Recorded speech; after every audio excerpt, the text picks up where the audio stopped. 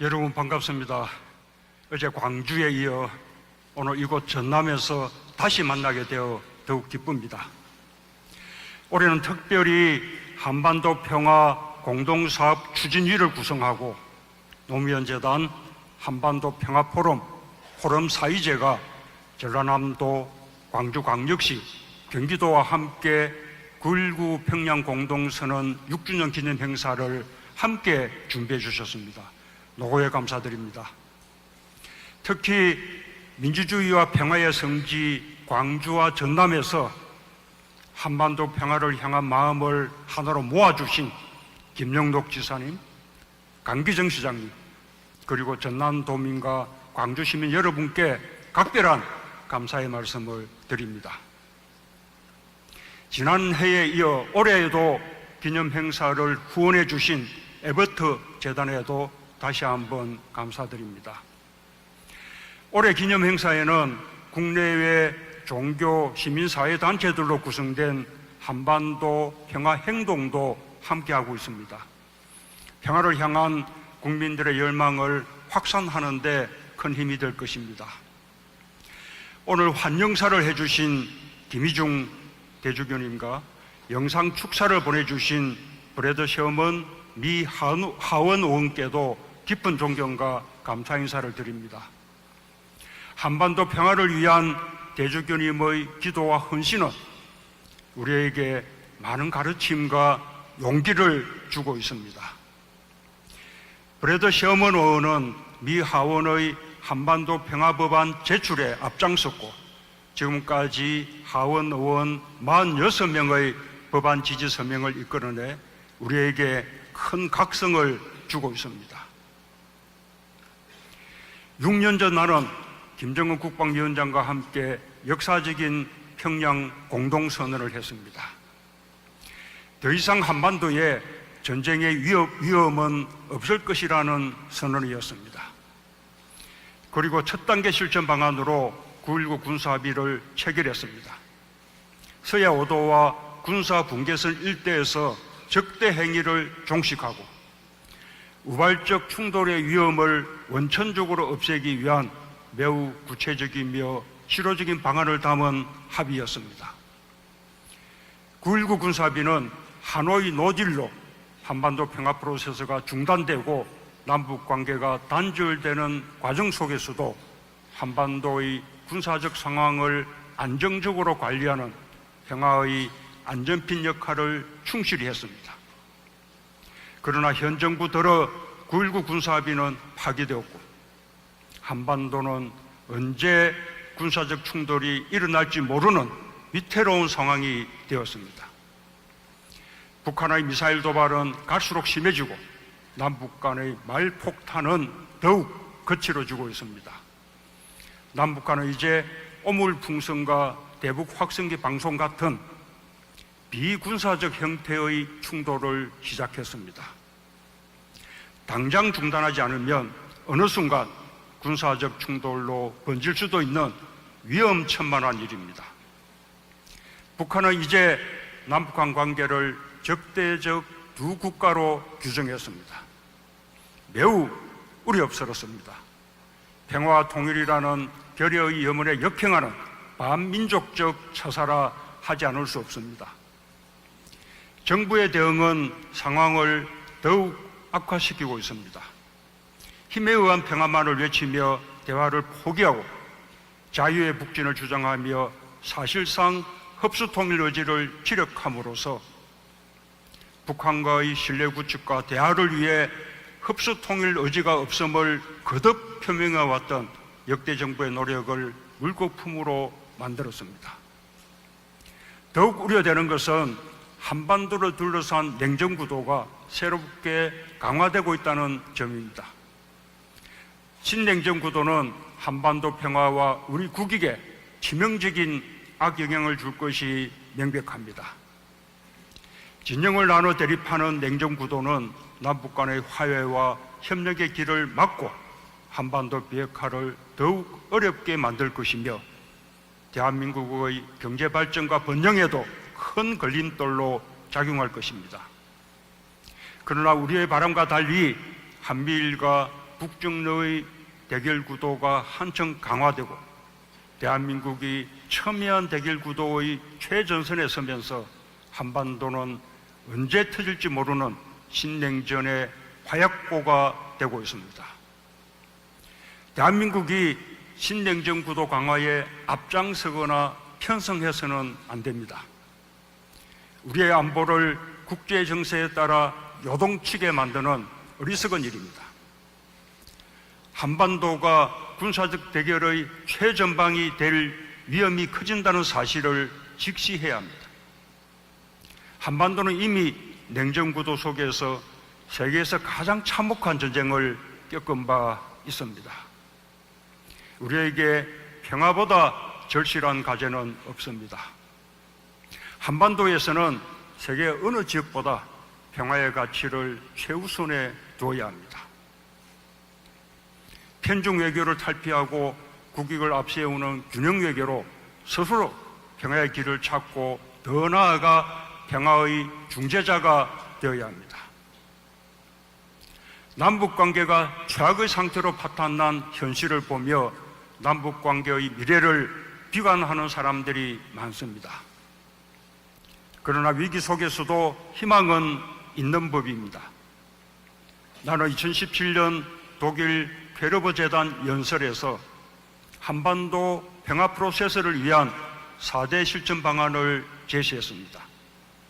이산가족 상봉 재개, 북한의 평창 동계올림픽 참가, 군사 분계선에서 적대행위 중단, 그리고 남북 정상회담이 그것이었습니다. 그때도 북한의 핵과 미사일 도발과 북미 간의 험악한 말폭탄으로 한반도의 긴장이 극도로 고조되었고 전쟁의 먹구름이 가득했습니다. 모두가 미래를 비관하고 있을 때 나는 평화에 대한 확고한 신념과 의지를 가졌고 기회를 기다리며 평화 프로세스를 착실히 준비하고 실천했습니다. 그 결과 많은 사람이 몽상처럼 여겼던 4대 실천 방안을 1년 안에 모두 실현할 수 있었습니다. 결코 우연히 이루어진 것이 아닙니다. 오직 평화만 보고 역대 정부의 대북 정책들을 발전시키면서 이어나간 의지와 노력이 만들어낸 것입니다. 2018년 우리는 한반도 평화의 정상까지 오르지 못했지만 정상으로 가는 길을 보았습니다. 어느 정부든 다시 노력이 이어진다면 그때는 정상에 오를 수 있을 것이라 믿습니다. 북한과 대화하고자 했던 역대 정부의 노력들은 그 하나하나가 평화로 가는 과정이었습니다. 그 과정이 때로는 지금처럼 끊어지기도 하지만 그러나 우리가 한반도 평화를 향한 의지와 노력을 꺾지 않는다면 반드시 다시 이어질 것입니다. 1972년 7.4 남북 공동성명, 1991년 남북 기본합의서, 2000년 6.15 남북 공동성명, 2007년 14 남북 정상선언, 2018년 판문점 선언과 평양 공동선언은 모두 적대와 위기의 세월을 뛰어넘으며 이어져 온 것입니다. 우리가 내딛었던 2018년의 평화를 향한 큰 걸음은 평화를 지향하는 정부가 새로운 한반도 평화 프로세스를 재개할 때 그 출발점이 될 것입니다. 한반도 운명의 주인은 우리입니다. 한반도 운명을 남에게 맡겨서는 안 됩니다. 우리가 주도적으로 해결해 나가야 합니다. 우리의 미래를 결정하는 일에 우리가 뒷전으로 밀려서는 안 됩니다. 구한 말과 냉전 시기 한반도를 강대국들의 각축장으로 전락시켰던 뼈아픈 과거를 되돌아보며 주변 강대국의 이해관계에 따라 한반도 상황이 요동치게 내버려 둬서는 안 됩니다. 문재인 정부는 한반도 평화를 위해 주도적 역할을 하고자 했습니다. 미국과 북한을 중재해서 사상 최초의 북미 정상회담을 성사시켰습니다. 평양 공동선언의 영변 핵시설의 조건부 폐쇄를 명시하여 그동안 북미 간에만 이루어졌던 비핵화 의제를 남북 간의 합의로 이끌어냈습니다. 남북 관계와 북미 관계는 선순환해 나가야 하는 것이지만 그 선순환을 주도하는 것은 우리여야 합니다. 북미 관계가 교착 상태에 빠진다면 남북 관계 발전에 속도를 내어서 북미 관계 발전을 이끄는 것도 필요한 일입니다. 남북 대화가 선행되고 그것을 통해 북미 대화까지 이끌어내야 합니다. 비핵화도 북미 간의 문제로만 미루지 말고 우리가 더 적극적으로 관여해야 합니다.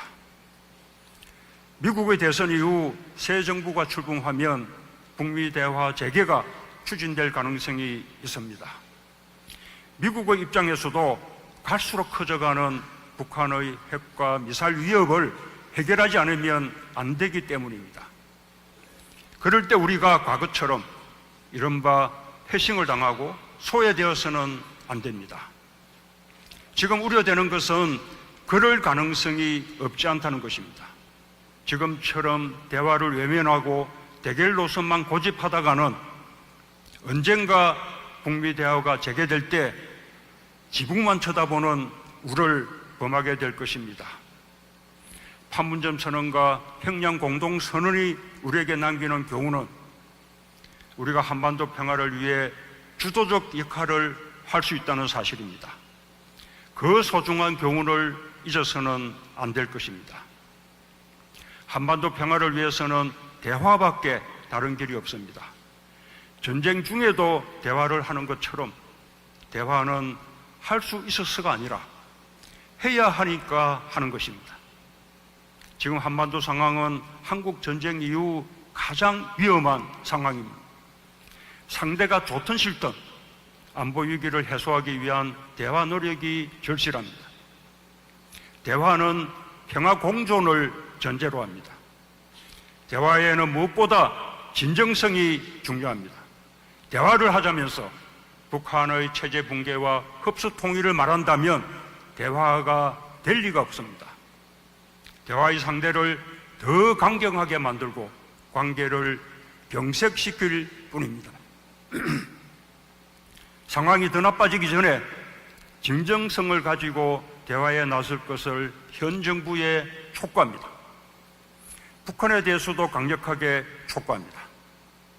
다시 핵에 매달리고 대결을 외치며 과거로 회귀하는 것은 무모하고 위험합니다. 국제사회 고립을 더욱 깊게 만들 뿐입니다. 하루속히 대화의 장으로 돌아와야 합니다. 평화가 모든 것을 보장해 주지 않지만 평화 없이는 대한민국의 번영도 지속 가능하지 않습니다. 북한도 마찬가지일 것입니다. 대화만이 평화를 만들 수 있습니다. 북한의 핵과 미사일이 더 고도화되고 한반도 평화의 길이 더 험난해진 것도 사실입니다. 비핵화의 해법을 새롭게 강구하고 평화 프로세스도 다시 설계해야 할지 모릅니다. 그러나 대화의 길을 포기해서는 안 됩니다. 상황을 더 악화시키지 않으면서 위기를 끝낼 대화에 지체 없이 나서는 것, 이것이 지금 남과 북 모두가 해야 할 선택입니다. 감사합니다.